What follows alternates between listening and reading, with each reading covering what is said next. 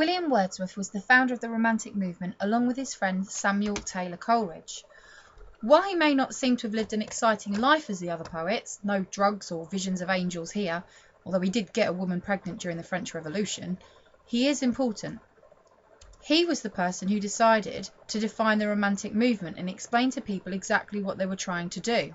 That led to them being accepted and further actually celebrated for their ideas. The other reason he's important is because his poetry is going to turn up in the EdXL Poetry Anthology, and you have to understand the context behind his poetry for that exam. He was born in the Lake District in 1770. This is about as north as you can go in England before it becomes Scotland. This is the Lake District. It was these incredible natural scenes that inspired him to love nature and to think about its importance and how it was missing from the lives of so many people following the Industrial Revolution, which he hated. For him, nature was powerful and something you should respect and admire. He was the second of 5 children, and his most important sibling was his sister Dorothy, who travelled with him and Coleridge and was involved in the discussions about what poetry meant for the Romantics. Although she didn't get credit, she is mentioned in a lot of Wordsworth's writing. Their mother died when Wordsworth was 8 years old, and his father was rich, but this wealth came from his job, so he was always away from home, travelling and working. This left the children at home with the library. Wordsworth read a lot of poetry, Shakespeare, Milton, Spenser and so on, and this helped him form his ideas about what poetry should be like. He moved away from home to go to Cambridge University and to travel around Europe looking at lots of important natural sites of beauty. He married his childhood friend Mary, but not until he was 32, which was old for that time, although obviously this was taken a lot later than that. In addition to the Industrial Revolution, the French Revolution also affected him because he was there at the time. He was a strong supporter of the ideas of challenging authority and equality for all people. This really appealed to the Romantics, who were interested in celebrating the individual and writing poetry that could be understood by everyone. And this is pretty much the only really risque part of his life. While he was in France, he met a French woman called Annette Vallon and got her pregnant. Pretty quickly, actually. She'd already given birth to their daughter a year after they met. He had to leave them because Britain went to war with France and it wasn't safe for him to stay.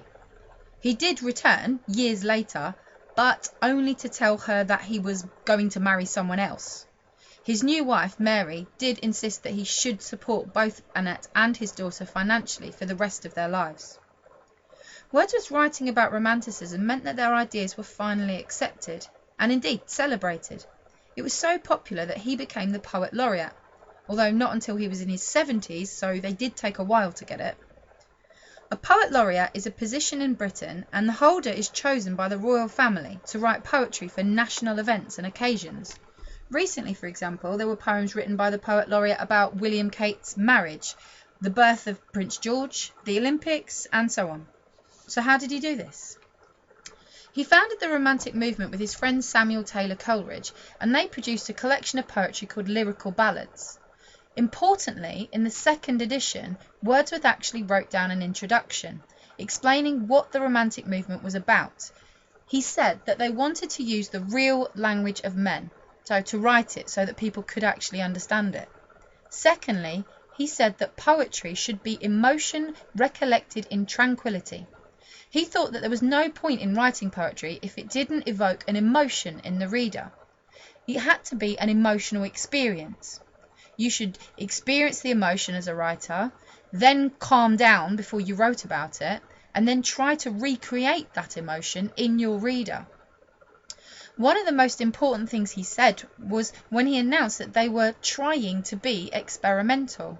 He said that some people wouldn't agree with what they tried to do and that was fine, but more people had liked the first edition than he or Samuel Taylor Coleridge had expected, and they were really happy with that. They were really bowled over by it. Some last points about Wordsworth. He fell out with Coleridge spectacularly due to Coleridge's addiction to a drug called opium. He actually took it in a medicine called laudanum, which contains the opium. They stopped talking for 13 years, and it wasn't until one of their friends died that Wordsworth accepted that he could try to be friends with Coleridge again. But it still took 5 years until he trusted him properly. Coleridge lost a lot of friends and his wife because of his addiction, but we'll look at that later. The key thing with Wordsworth is that people respected him. This was completely different to William Blake, who died in poverty. Someone even wrote that you wouldn't talk to Wordsworth unless you were absolutely sure that what you were going to say was worth saying. That was how much people admired him and wanted to impress him.